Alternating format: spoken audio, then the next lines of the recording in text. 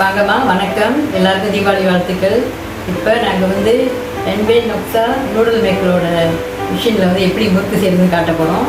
நீட்டு வாக்கில் தான் செய்ய போகிறோம். நீங்கள் பாருங்கள். அப்படின்னு இப்பொழுது மாவு எப்படி மெதுவாக பிணைச்சி வெளியே கொடுக்குது நம்மளுக்கு, அதை பார்ப்போம்.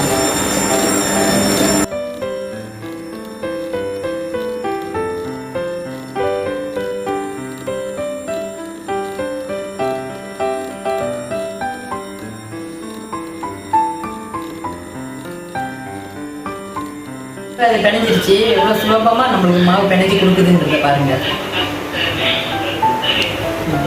பாருங்கம்மா, இப்போ வந்து நம்மளுக்கு எந்த மாதிரி வடிவத்தில் வேணுன்றதை அச்சியில் வந்து வெளியாக்குது. அதை பாருங்கள். இந்த அச்சிலாம் பாருங்கள், எத்தனை விதமான அச்சு இருக்குது.